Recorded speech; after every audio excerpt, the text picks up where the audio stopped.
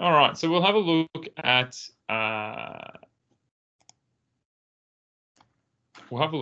here we go. Some linear equations, we call them. We call them linear, and I'll show you why in the end. But really, there's some rules. These ones, we're going to look at these rules. I'm going to look at how we make a table of values as well with these rules too. So what we'll have a look at is we've got a few different rules. We've got 1, 2, and 3 different rules here. We're going to look at this rule first, y equals 2x plus 3. Now, it shows a relationship. So these things we call variables, okay, these letters are variables. They can take on any number. A number in front of a letter is a coefficient, okay, and just a number by itself, this is called a constant term because it's constantly there. So we're going to create a table of values. Just going to do x, for example. Typically, you'll be told what values of table of values to put in, but really, I'm going to do table of values from -3 equal to that to 3, and I'm going to do all the integers, okay, just the whole numbers of those. So I'm going to do -3 for x. I'm going to do -2 for x, and also do -1, 0, 1. Need to go a bit further, and please use a ruler when you're doing this. 2 and 3, and I'll show you what I mean by that. I mean, I can't use a ruler because of what I'm using. We've got y. So what we're going to do here, and I'm just going to do one setting out, but most of the time people will do it in their head, is when x equals -3, we call this a table of values because, well, it's a table and there's values in it. And what this responds to is if x equals -3, what does y equal would go underneath? So what I'm doing is I'm going to sub, and we're going to do it just for this rule to start off with. I'm going to do it for number 1. We'll look at these two later on. So I'm going to substitute in x equals -3 into this equation and tell me what y equals. So y equals 2 lots of -3. So I've substituted it into 2x plus 3. And then I just solve that. So y equals 2 times -3 is -6 plus 3. So y equals -6 plus 3 is -3. So I now put my answer in here. That's -3. So again, to figure out this value now, I'm going to sub in x equals -2. So y equals 2 lots of -2 plus 3. Well, 2 lots of -2 is 4. Plus -4 plus 3 is -1. So I'm putting my answer in here. So you don't need to show this working out. You can do it in your head. 2 lots of -1 is -2. -2 plus 3 is 1. 2 lots of 0 is nothing. Plus 3 is 3. Now I'm going to substitute in 1. 2 lots of 1 is 2.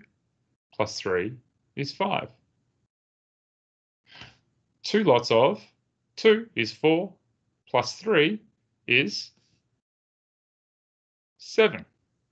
2 lots of 3 is, I should really say 3 lots of 2. 3 lots of 2 is 6. Plus 3 is 9. So what you'll notice here is when we went from 0, we had like 0 lots of 2.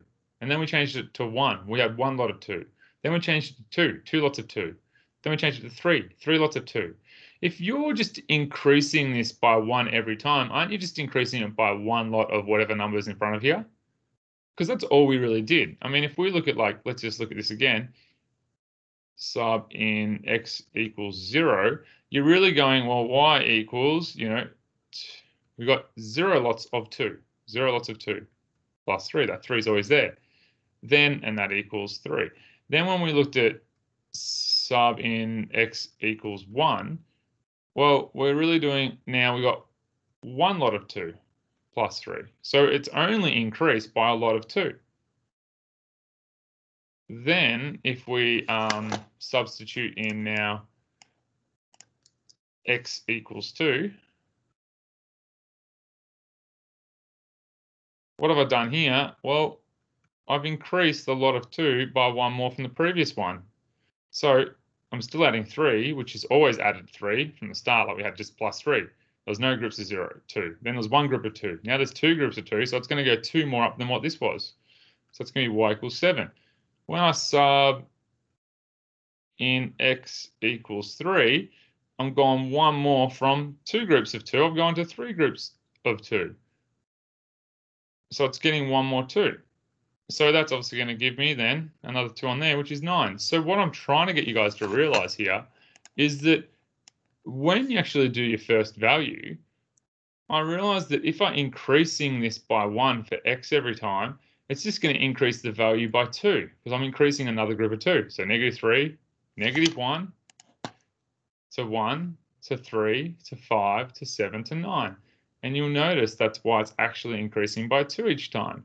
It's increasing by 2 each time because of the coefficient or this number in front of x.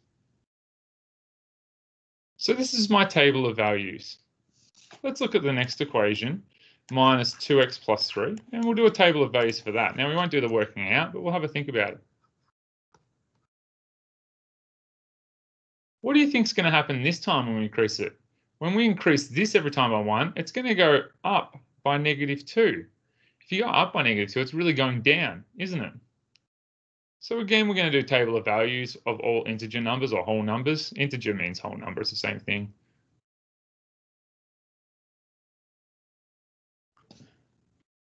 You will need a ruler for this topic, so we will probably still be doing it when we come back to face-to-face learning, which can't wait for.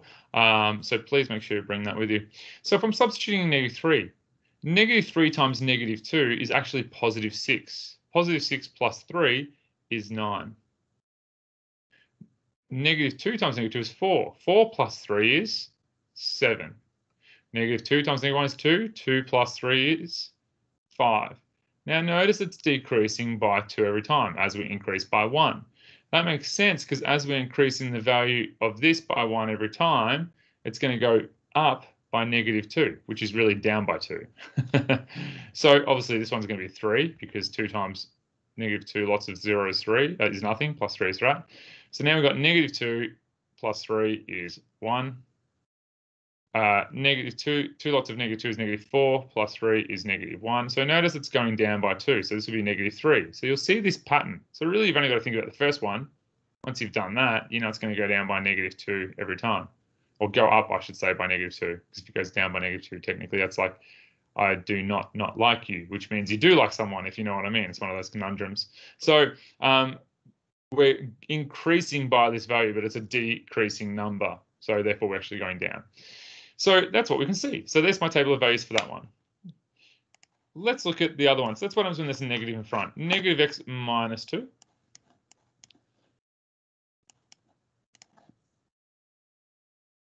Y equals -x minus 2. Again, you're just going to have these table of values. That's my x, which looks really, really bad. -3, -2, -1. 0. Now, sometimes you can be told to do a different range of values, and you just do those ones that you want to do. Substitute -3. This has got a negative out the front, right? So this is technically like -1 times -3. So that will actually make it +3. Minus 2 will make it 1. -2 minus 2, which is like -2 will make it +2. Minus 2 will be 0. 0, whoops, minus 2. So -6 would be 2, minus 2 would be 0. -1 would be like a +1, minus 2 would be -1. That would just be 0. 0 minus 2 would be -2. That would be a 1 that you'd substitute in here because you're putting it in place of 1. So if I substitute it in 1, and this is where it gets a bit hard, I should actually do a couple of substitutes in just so people understand this, because this is where typically some students will struggle with it. So let's sub in -3. So we've got y equals -3. Like there's 2 negatives there, which makes it a positive, right? So that's actually like 3 minus 2, which equals 1. So if I sub in, for example, 0, it's just, well, -0 is just 0. Minus 2, that equals -2. If I sub in 1, x equals 1, I should say x equals, y equals, there's a negative at the front, and I'm substituting the 1 in here, right? Minus 2. So that just turns into -1 minus 2, which is 3. So that's what happens if I substitute in a positive number. If I substitute in a negative, you're doing it. So when you're substituting in a number, you're literally just putting it to the x. Okay, so hence it's like the -3 here, but there's negative on the outside, which makes it a positive. So as you can see here, really what this number is, it's got a -1. So this is actually going to decrease by 1 every time because I'm doing another lot of -1 each time. So that makes sense. So I'm happy with my pattern here that's happening, and it correlates to the number in front. It's a bit of a self-check I use when I've done my couple of substitutions. I'm like, oh yeah, I've got that right. I'd normally do like the first 2 or 3, and then sort of work that way. Now, again, it's only left to right, so it's increasing numbers because obviously as you're increasing numbers, you're increasing it by this amount. So that's why I'm doing it left to right, not right to left. If you're going right to left, it's like the opposite. It would be, because this is negative, would be increasing by 1. We just work left to right. So just to quickly recap on those table of values and how that works is on the first graph, we looked at 2x plus 3. You're just substituting in -3. -3 lots of 2 would be -6, plus 3 would be -3. So you can get there. I can see that each time when I increase x by 1, it's going to give me another lot of 2. Notice the difference between here of these ones is each 2. -1 to 1 is 2, 1 to 3 is 2, 3 to 5 is 2, 5 to 7 is 2, 2 to 9 is 2. And we've got our values there. Similarly here, once we substitute our values in, if it is a negative number, so for example, if we substitute in -3, it's like -2 multiplied by -3, that's going to be +6. +6 plus 3 will equal 9, okay? And because it's got the -2, it's going to decrease. As you increase each 1, this is only going up by 1, right? Each time x is going up by 1. As x is going up by 1, this would have to then go down by 2, -2, -2, -2, -2, -2, -2, -2. Now let's just say we actually stopped here and jumped. If we jumped from 3 to 5, I've actually increased x by 2, right? So therefore it would need to go down by 2 lots of this. So 2 lots of that would be -4. So that would take it to -7, right? And then let's just say my next number now is 10. Well, I've actually jumped up now by 5 lots of x. So from here to here, because I've jumped by 2, that needs to go down by -4. Or I could say 2 lots of -2, which is -4. Here, because I've jumped up by 5, that needs to jump by 5 lots of -2, because that's the number here, which is -10. So this would be -17. So if it's not jumping by 1, you can still do it by looking at, well, how much have I jumped by? And then you can multiply, obviously, how much you've jumped by from the previous, and then add it on from the previous number. So there are some little tricks there just to watch out for, because I know in the book you'll find that it doesn't work like that. So that's one thing, how we find the table of values, which is really, really cool. The second thing we need to do then is, well, how do we graph this? Once you've got your table of values, it's a bit different. Now we need to get our Cartesian plane up. So when you're doing your Cartesian plane, we just want to graph those. And that's not too bad, I don't think. So really what you want to do when you're graphing these is you want to either get, like, if you do have some graph paper, use that. If not, you can just rule up an axis. I'll show you both ways. First off, I will show you our Cartesian plane first, though. So you want to make sure that you've got your axes for these. So because we went from -3, I'll probably go from about -4 to +4. We can see that, and we'll look at our values. So it's always good to first look at your table values to figure out what grid. So this goes from -3 to 9 on the Y. So I'm going to go from like maybe -5 to 10, because that's sort of like a nice little view. I'll go a little bit wider just so I can actually cut it out, that's all. All right, so I'm going to cut this one out. So if you're drawing this up, I will show you how to draw one up, but we'll just do one first without worrying about the table of that drawing this up. So if you wanted to graph this now all we need to do is, this is actually, I don't think, too hard because of what you've already done about understanding the Cartesian plane. So remember, the Cartesian plane just shows you where these numbers are. Now all these are coordinates. Each pair is a coordinate. You just put a dot where each of these go. Because when x equals 0, y equals 3. When x equals 1, y equals 5. When x equals 2, y equals 7. When x equals 3, y equals 9.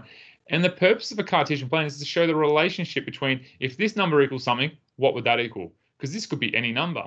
So it's just an easy visualization to read it. So when x equals -3, this is x, don't forget, y equals -3. -1, 2, 3, 4, 5. So I've got that right. That's -3, 3. So that goes there. When x equals -2, y equals -1. -2, -1 is here. When x equals -1, y equals 1. And that sounds good because it's jumping by 2 every time. Like we expect it to jump by 2 on the y, remember, because we've got this 2, right? So we're expecting it to go up 2 and across 1 because we're going across by 1 and we're going across by 2 here. So from here, it should go up 2 and across by 1 too. So it should have been 0, 3, which it is. Then it should go up to 5 and across 1, so it should be 1, 5. Now you're going, oh, he's not jumping 1, but if you look at the scale down here, that is going up by 1s. So my scale is different, and this is really 1s here. That's like 1, 2, 3, 4, 5. So the scale is slightly different. Then it goes to 2, 7. So you can either do it that way. I would encourage you guys more to map it like by, well, if I've gone up by 2, across by 1, up by 2, across by 1, because that's going to help us for the next lesson. Up by 2 and across 1 would make it to 3, which I think is 1, 2, 3. I can't really see this 3 quite clear. I think it's this one here, though. Would be about there, but it doesn't look right. 1, 2, 3, 4, 5. It'll be this one here. Okay, now what you'll notice is that we can put a ruler on here and this will make a straight line. And surprise, surprise, it's like dot, dot, right? Why this makes a straight line, I think I must have missed that one. Why that makes a straight line is because this is the relationship, because it's increasing by a consistent amount there, and this also is a power of 1. But besides that, when you're drawing this, it doesn't really stop there. It actually keeps on going. So just use your ruler to extend that out, and it should be a perfectly straight line. And we call these graphs, we call the graphs linear equations, and we also call them, or you can call them straight line graphs if you want, or you can call them linear graphs if you like. It's entirely up to you what you want to do. How you want to call those. But yeah, we call those either straight line graphs, where I go, or we can call them linear graphs either as well. And why we call them linear, I didn't finish that. Why we call these linear is because linear actually is another word for straight, means straight. So you can call them linear, or you can call them a straight line, linear straight line, or linear graphs. They're the same thing because linear means straight. So this is a linear equation and this is a linear graph. So that's how it forms. So if we're looking at this one, I'm just going to look at the next one. How we'll do this one once you've got your table of values is you'll just literally look at the pairs. You've got -3, -9. And what you need to do is rule up a nice straight line. If you're doing it by yourself and you don't have graph paper, that's fine. You need to make sure you get your scale right. So you'd want to be actually, measuring these out. If that's like a centimeter, you want your next one another centimeter, the next one another centimeter, -3. And I might just make this time I might make maybe, a centimeter, I might make that 5, for example, and a centimeter, I might make that 10. So then if I've got 3, -9, then I have to go down like 1 centimeter, and to 9, I'd have to go probably about 4.5 mil. So you can either do that. If you don't like doing, the 5 and the 9, you could do, well, let's do a centimeter 2. You could do that. 4. That should be -2, by the way. Oh, and I'm zooming out. I'm not trying to. 2, 4. I'm just trying to show you guys something here. -6, -8, -10. Okay, so it'll be 3, -9, which would be about here. Then you can actually, then you'd find -2, -7 would be about here. -1 would be, oh no, it's not, it's 3, 9. Whoops, I've done a mistake here. 3, 9 would be about up here. So again, this should be, if that's 2, 2 would be here. So I'll be doing a centimeter each time. 2, 4, 6, 8. I've ran out of room. 10. I've made a big mistake here. So 3 would be 9. -2 would be 7. So 8, 7 would be here. Just going to cross that one out. Doesn't matter if you make a mistake. -1 would be 5, 2, 4, 5, and 0 would be 3. And then 1 would be 1, which would be about here, because this would be 2. That would be 1. Sorry, it wouldn't be. It would be there. 1, 1, not that one. And then 2 would be -1. 1, 2 would be -1, which would be there. And 3 would be -3. And then again, get a ruler, and you can see again, that is a straight line. The key to making it straight is that you need to make sure that this scale is correct. This can be a different scale, but that's also correct. But the left side, the negative side and the positive side need to be the same scale. So if that's -3, -2, -1, this has to be 1, 2, 3. I can't go -3, 2, 1, and then like 5, 10, 15. This needs to always be the same distance. Notice they're slightly, the X and Y are different, that's fine. So that's a straight line graph. So that's how we put our points on there. So you just need to put your points on a graph, please. And you just pop them on, and these are all your coordinates. Technically, if you think about it, all I need to really do is put on 2 points. If I just put on -2, 1, and if I put on, sorry, 2, -1, 2, -1 here, and I put on 3, 9, I could just rule a straight line between those, because I know this is going to form a straight line graph. Interesting thing to notice is that what's the difference between these and the similarities? Well, they both go through the point 0, 3. And I'm going to show you why, because of this thing. And we'll look at that next lesson why. They've both got +3 there. Because when X is 0, well, you're going to have no groups of 2, and you're just left with 3. You've got no groups of 2, you're left with 3. You've got no groups of -2, you're just left with 3. So the x-intercept, the y-intercept on this one, when X is 0, would be -2. So that one would actually go through here, -2. Notice that this is 2, because actually it's going up by 2 every time. As you go up by X by 1, it goes up by 2. It goes up by 2 every time when you go across by X by 1. And it's going from positively, we call this positively, because it's increasing. So it's going up. Here, it's decreasing. Why it's decreasing is because it's going down by a group of -2 each time. And that's it. If you guys understood that, I know that was quite long and laborious, but it actually, the idea here is that it sets you up for a pretty thorough understanding here to speed things up. So what we're going to do from here on in is that gives you a pretty solid understanding of how we do graphing, what it looks like, and we've already covered a few of the major concepts that we're about to tackle in about the next 2 or 3 sub-chapters. So have a crack at some of those.